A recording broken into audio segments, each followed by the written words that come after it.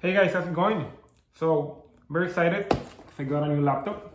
Now, it's a Lenovo Yoga, but before I unbox it, actually I will start unboxing it while I talk. So, I wanted to get a new laptop, but I didn't want to break the bank. So, this is gonna be a video about laptops that people should be buying, and what I mean by that is that usually companies, they try to sell you the latest and greatest, the most expensive laptops that you don't really need. What I mean by that is the average user can go buy with a $700, $800 laptop, or even less. Like for example, I was looking at different laptops. I had a Asus TUF, which is like a gaming laptop, and it was like 1,500. But I never used it besides I used it for gaming, but not a lot.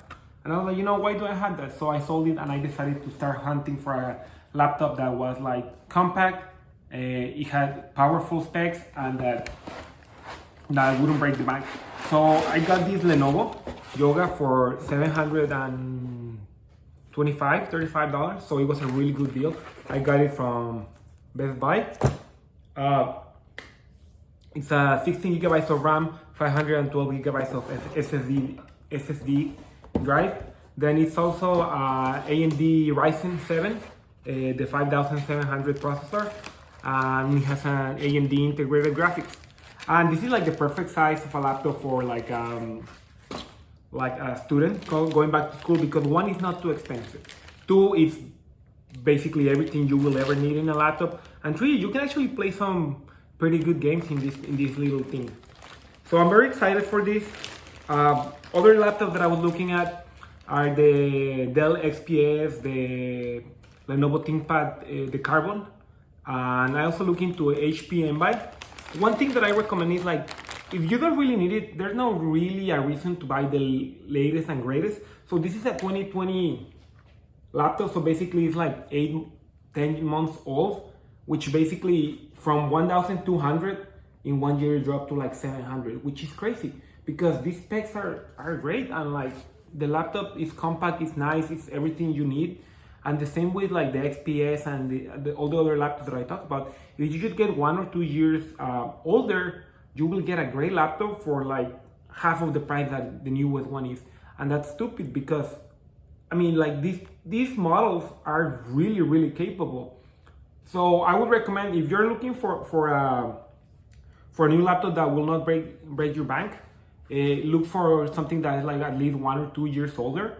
Those are usually better than something that you can buy that is 2021, for example, or the latest year for the same price. Usually you can get if it's 1 or 2 years old, you can get something much better for $800, $700. That's what happened with me.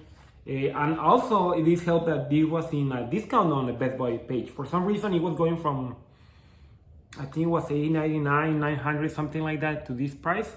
And $725, something like this for this laptop, with these specs, it's great. As you can see, it's 13.3 inches. It has kind of a leather type of, well, it's not leather, it's more I don't know, jean type of material. I thought it feels pretty nice. I literally just unboxed it, I haven't seen it. So let's look at the screen. Ooh, the pad is really nice actually.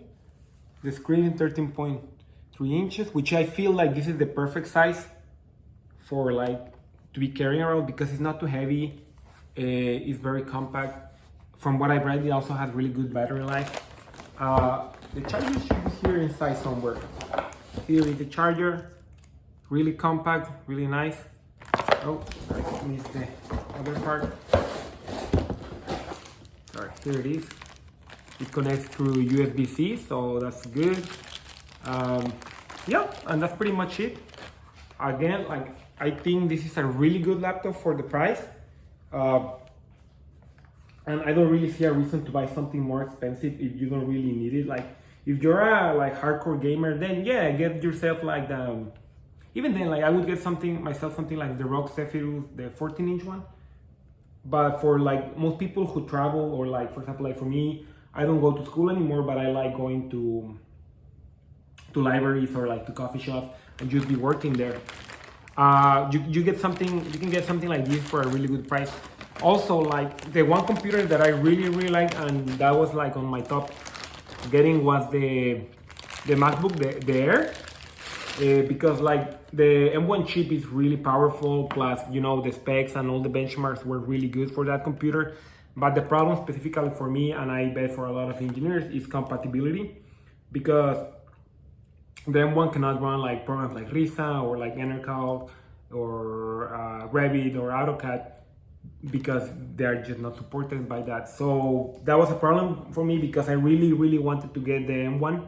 It's like $900 for the one with the M1 chip with I think it was 256 gigs, and like the benchmarks are, they beat a lot of computers which are way more expensive for the same price.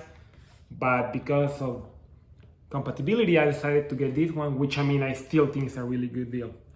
Again, I will go over the specs. It's just like 512. Oh, I'm putting it up. Ooh, backlight. Again, it's a 512 SSD, 16 gigabytes of RAM. It has AMD graphics. I don't know if you can see it there, and AMD Ryzen with the 5000 series. So for $700, this is a beast, to be honest. I'm very excited to use this computer.